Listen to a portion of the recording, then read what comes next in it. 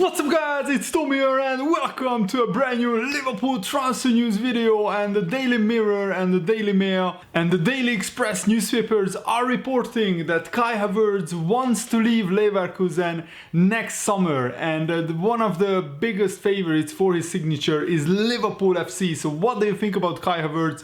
Do you think he would be a good transfer for Liverpool? Leave your comments down below and leave a like on this video if you enjoy these transfer news episodes. And I'm so happy to announce that I have the FIFA 20, the full game, so brand new Liverpool career mode episodes will be coming today, and from tomorrow I will be uploading daily from that series. Very excited. And Kai Havertz recently said, and I quote, "I am happy to stay at Leverkusen for one more year. What happens next summer will be experienced in the future." And of course Kai Havertz has been linked with Manchester United, Liverpool and Manchester City, and yes, he is contracted to Leverkusen until 2022, and Leverkusen actually said that they will only sell Kai Havertz for £90 million.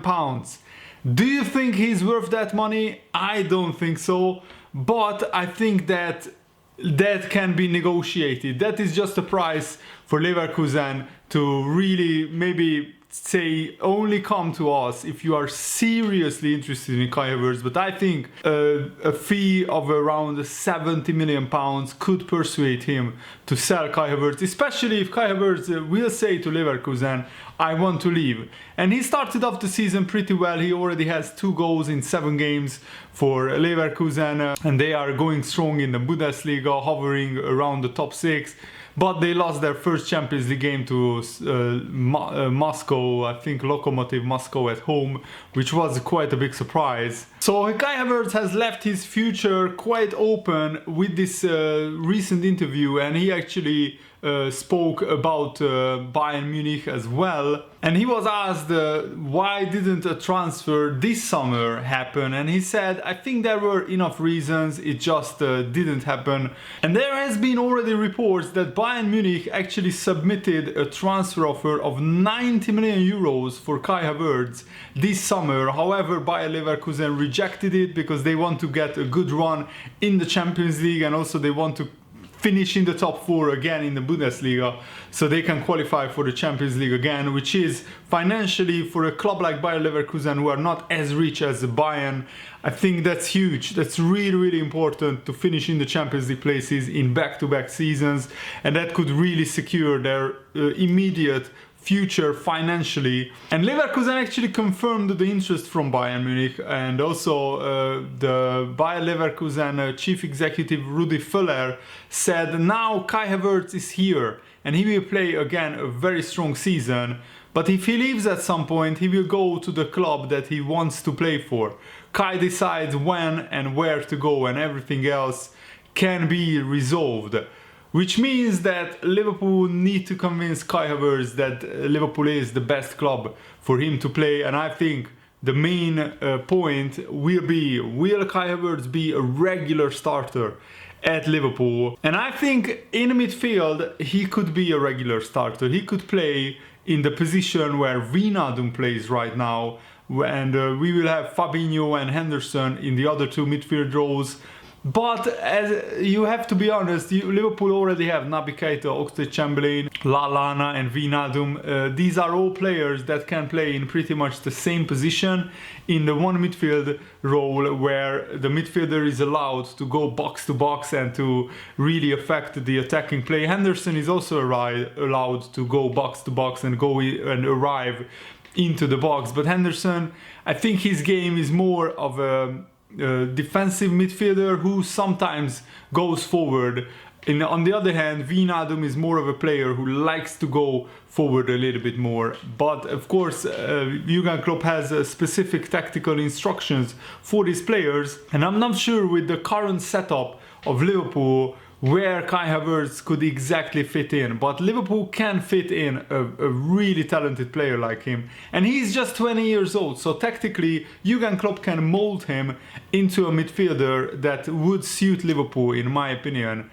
And I think that this makes a lot of sense. Liverpool and Jurgen Klopp know the Bundesliga very well. We already signed quite a few players from the Bundesliga, and Kai Havertz got more than 20 goals last season in all competitions, and he had a very, very successful season last season. But let's just say it like it is. If Kai Havertz really would cost 90 million pounds, and for that amount of money Jadon Sancho is also available, I would get Jadon Sancho. Jadon Sancho looks a more complete player right now, and he is already the youngster who has the most assists for the last year in the top 5 leagues, which is incredible for a 19-year-old player to have the most assists in the top 5 leagues is just remarkable. And I think Jadon Sancho could elevate Liverpool to the next level. But where would he play? That's the big question, because Salah, Mane and Firmino are just almost perfect for Liverpool's attack. And it's a big question. Where would he fit in? Would we sell really Mane or Salah to bring in Jadon Sancho? I don't think so. I won't want that to happen.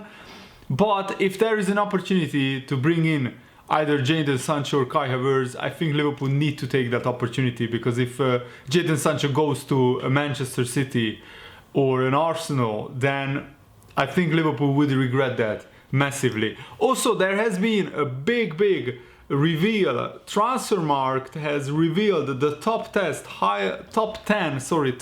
highest spending managers in football history, and Jurgen Klopp is not even on the list.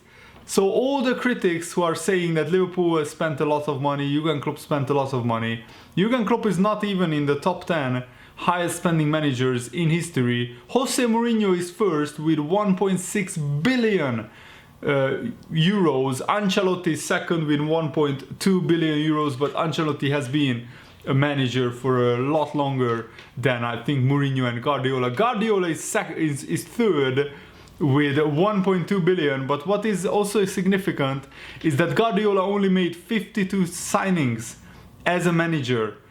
Ancelotti made 85, for example, and they spent the same amount of money. Mourinho made 97 signings and he spent 1.6 billion. So that shows that Guardiola is spending big money on ready-made superstar players. And yes, he's a great manager, he's very successful, but on the other hand, Jurgen Klopp spent a lot of his money on lower level players and he made them superstars. Mane, Firmino, Salah, they all cost around 30 million pounds and they are now worth about 100 million pounds. So you have to say that Jurgen Klopp, in terms of spending money, is the greatest manager in my opinion in world football. Pellegrini is fourth, 1.1 billion euros spent on 82 players. Allegri is in 5th place, 87 signings spent, 1 billion euros. These are just crazy numbers. Arsene Wenger spent 964 million euros on 103 players. So Wenger signed more players for 600 million euros less than Mourinho. That's a remarkable number. Mancini is 7th, 800 million euros spent on 79 players. Ranieri is 8th, spending 800 million on 95 players. And also Rafa Benitez is 9th. He signed 92 players for a combined total of 753 million euros. And the last on the list is Unai Emery, who only signed 63 players, but he spent 705 million euros. So I think this is a very interesting list, and I honestly thought before seeing the list that Jurgen Klopp will be on there, but it just goes to show what an incredible job Jurgen Klopp did at Liverpool, and also at Dortmund, that he's not even in the top 10 biggest spenders, and he has been around for like almost 20 years as a manager without spending big money. So it's a very, very good job by Jurgen Klopp, and I think he has to be considered one of the best, if not the best managers in terms of getting value for money in the transfer market. He is just incredible in that. Jurgen Klopp gave a brilliant interview to the Players Tribune, and he said this about Liverpool and the Champions League success that we had. If you still don't believe me, think about this. Even my greatest triumph as a manager was born from a disaster. Losing 3-0 at Barcelona in the Champions League last season was the worst result we could imagine. When we were preparing for the second leg, my team talk was very straightforward. There was no Rocky Balboa this time. Mostly I talked about tactics, but I also told them the truth. I said, we have to play without two of the best strikers in the world. The world outside is saying it is not possible to beat Barcelona and get to the final. Let's be honest, it's probably impossible, but because it's you, we have a chance. I really believed that. It wasn't about the Liverpool players' technical ability as footballers. It was about who they were as human beings and everything they had overcome in life. The only thing that I added was, if we fail, let's fail in the most beautiful way. Of course, it is easy for me to say those words. I'm just the guy yelling from the touchline. It is much harder for the players to actually do it, but because of those boys and because of the 54,000 people at Anfield, we did the impossible. The beautiful thing about football is that you can't do anything alone. Anything, believe me. Unfortunately, the most incredible moment in the history of Champions League, I didn't actually see it. Maybe this is a good metaphor for the life of a football manager, I don't know. But I completely missed Trent Alexander-Arnold's moment of pure genius. I saw the ball go out for a corner. I saw Trent walking over to take it. I saw Shaqiri following him. But then I turned my back because we were preparing to make a substitution. I was just talking to my assistant, and you know, I have goosebumps every time I just think about this. I just heard the noise. I turned to the pitch and I saw the ball flying into the goal after Divock Origi shot it. I turned back to our bench and I looked at Ben Woodburn and he said, "What just happened?" And I just said, "I have no idea." That is hilarious. Anfield was going absolutely crazy. I could barely hear my assistant and he was yelling, "So do we still make the substitution?" I will never forget him saying that. That will always be with me. Can you imagine 18 years as a manager, millions of hours watching this game, and I missed the cheekiest thing that has ever happened on a football pitch. Since that night, I have probably watched the video of Divock's goal 500,000 times, but in person, I only saw the ball hit the net. When I got to my little booth room after the match, I didn't even have a sip of beer. I didn't need it. I sat there with a bottle of water in silence, just smiling. It was a feeling that I cannot describe in words. When I got back home, my family and friends were all staying over at our house and everyone was in a big party mood. But I was so emotionally exhausted that I went up to bed myself. My body and my mind were completely empty. I had the best sleep of my life. The best moment was waking up the next morning and realizing it's still true. It really happened. We knocked out Barcelona after losing 3-0 in the first leg. For me, football is the only thing more inspiring than the cinema, the movies. You wake up in the morning and the magic was all real. It really happened. I have been thinking about this since June, when we took the Champions League trophy around the streets of Liverpool. I have no words that can describe the emotions of that day. We were riding in the bus and every time we thought the parade was, it had to be over, then there could not possibly any more people in the city of Liverpool. We would turn a corner and the parade would go on. Absolutely unreal. If you could have put all the emotions, all the excitement, all the love in the air that day and bottled it up, the world would be a better place. I have not been able to get the emotion of that day out of my head. Football has given me everything in my life, but I really want to do more to give back to the world. And here he announces that he joins the common goal movement, which we talked about already in yesterday's video. What a brilliant interview by Jurgen Klopp. I'm just so happy. And Pep Linders gave the pre-match press conference for the MK Dons Liverpool game, because of course Jurgen Klopp was over at the FIFA Gala to get his Best Coach of the Year award, which I'm still so happy for Jurgen Klopp to get that. And Linders was asked about Naby Keita and he said this: "I will not give out the team, but he's in a really good way. What a boy. He makes our build-up play completely different.